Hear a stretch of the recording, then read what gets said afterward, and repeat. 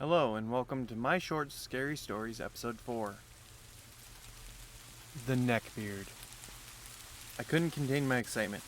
As my girlfriend and I headed to the comic convention, we both dressed as characters from our favorite show, Teen Titans. I dressed as Robin, and she dressed as Raven. We were so thrilled to be surrounded by other fans and immerse ourselves in a world of superheroes. As we wandered the convention floor, taking in all the sights and sounds, I couldn't help but notice a creepy-looking dude following us. He kept staring at my girlfriend and taking photos of her without permission. I tried to brush it off at first, thinking maybe he was just a fan of her costume, but hours had passed. His behavior had become increasingly unsettling. The guy started getting too close, invading our personal space. He would whisper creepy comments about my girlfriend's appearance and touch her without her consent. I tried to confront him, but he just laughed it off and continued to follow us around the convention. This dude was a neckbeard. His pungent, musky smell that lingered in the air, it's like a mixture of body odor and stale beer, with a hint of mustiness. Honestly, every time he walked by, you couldn't help but wrinkle your nose at the stench. Pretty unpleasant to say the least. As the day went on, the guy's behavior became more and more aggressive.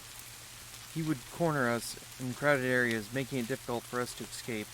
He started acting like he owned my girlfriend, like he was some kind of prize for him to win. I felt powerless and frustrated, unable to protect my girlfriend. This creepy stalker, it's not like I could just hit him, so I tried to find security. But every time they looked for him, he would just disappear, only to reappear moments later leering at us from a distance. Eventually, we just left the convention.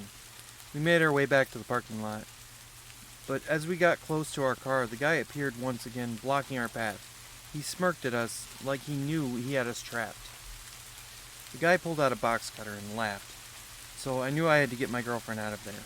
So I grabbed her hand, and we ran to the nearest security guard. I explained the situation, and he quickly escorted us to our car, making sure the creepy dude didn't follow us. As we drove away, I couldn't shake the feeling of dread that had settled over me. The whole experience had been so terrifying and surreal. I never thought a comic convention could turn into a nightmare like that. Hello, and welcome to My Short Scary Stories, Episode 4. But through it all, my girlfriend and I stuck together, supporting each other through the face of danger. And as we drove home, I couldn't help but keep a lookout for the creepy neckbeard. The cemetery. I found a hiding spot behind a large mausoleum, the cold stone offering some comfort from the heat, as I waited for the seeker to find me. But as the minutes ticked by, a sense of unease settled in my stomach. I could hear whispering, a voice faint and indirect. My heart pounded in my chest as I strained to listen, my breath catching in my throat, as though another voice joined in, and then another.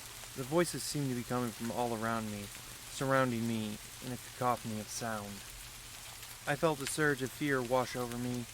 As I knew I had to find my friends, I darted out of my hiding spot and made my way to the statue at the center of the cemetery, where we had agreed to regroup.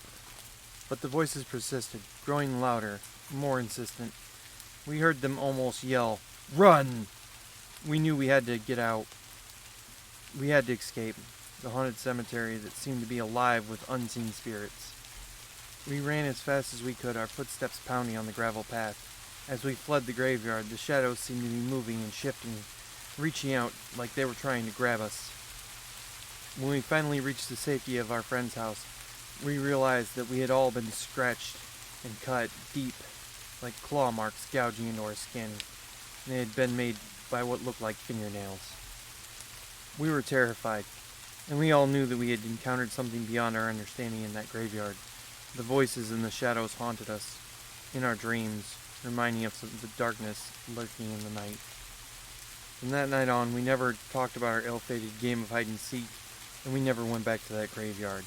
But the scratch marks remained as a haunting reminder of the supernatural terror that we had faced that fateful night. And we knew that we will never be the same. It's closing time at the coffee shop. My coworker Sarah and I are busy cleaning up the last of the tables, getting ready to close for the night. We're chatting about our plans for the weekend, and suddenly the door swings open violently. Sarah's ex-boyfriend is standing there. He yelled something, getting aggressive, and before we knew it, he pulled out a knife and started attacking Sarah.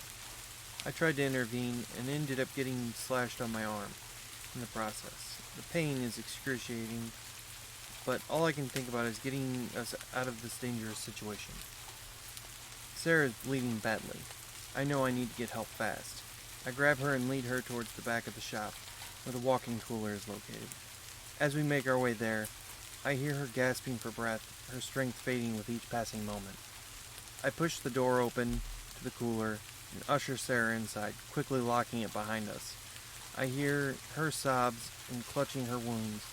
I know we need to stay calm and think of a plan to get us out of here alive. I can hear him yelling outside the door. You think you can just walk away from me? You think you can just leave me like I'm nothing? Well, you're wrong. I'm not going to let you just walk away unscathed. I'll make sure you feel the pain that you caused me. You'll regret everything you could leave me behind. You'll see what happens when you mess with me. You'll see the kind of monster you created. And when I'm done with you, you'll wish you had never met me. You'll wish you had never crossed me. You'll be sorry you ever thought you could break my heart. So go ahead, walk away all you want, but just know, I won't stop until you feel the same pain I feel. And trust me, it's gonna be a lot worse for you. As we wait in the cold darkness of the cooler, I can't help but feel a surge of fear and adrenaline coursing through my veins. But I know that I have to stay strong for Sarah to protect her and get her out of this nightmare. It had only felt like a few minutes that we were in the cooler.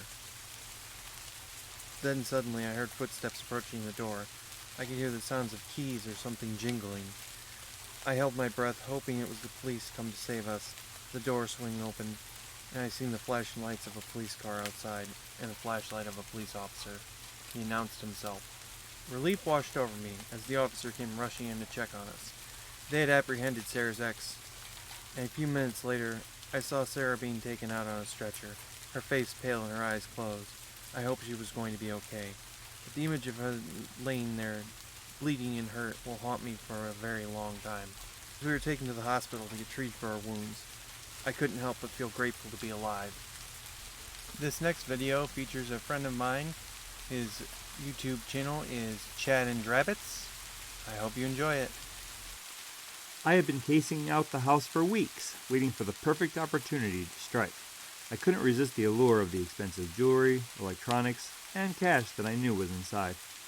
One night, I finally made my move. I slipped in through a side window and began rifling through drawers and closets, grabbing whatever valuables I could find. But as I made my way through the house, a chill ran down my spine. Something didn't feel right. I continued my search, trying to ignore the nagging feeling that I was being watched. And that's when I saw it, a trail of blood leading down the hallway. My heart raced as I followed the bloody trail, my mind racing with the possibilities of what I might find at the end. As I turned the corner, my worst fears were realized. There, lying in a pool of blood, was a lifeless body. I stumbled back in shock, my mind reeling with the realization that I had stumbled upon a murder scene. I scrambled to my feet, my hands shaking as I tried to make sense of what I had just seen. Who had done this? More importantly, were they still in the house? I quickly searched for an exit, desperate to get out of the house as quickly as possible. But as I made my way to the front door, a sound stopped me in my tracks. Footsteps. Someone else was in the house. Panic coursed through my veins as I tried to find a place to hide. I ducked behind a couch, my heart pounding in my chest as the footsteps drew nearer. And then, suddenly, they stopped. I held my breath, waiting for the inevitable confrontation. But to my surprise, the footsteps started up again, moving away from me. Relief flooded through me as I realized that I had narrowly escaped a potentially deadly encounter. I waited until I was sure the coast was clear before making my escape, my mind still reeling from the horrors I had witnessed. As I fled into the night, I couldn't shake the image of that lifeless body from my mind. As I left the scene of the crime behind me, I knew that the memory of that night would haunt me forever. Thank you so much for watching till the end. I truly appreciate you taking the time to join me on this journey. Stay tuned for more content coming your way. See you next time, and don't forget, don't shoot the messenger.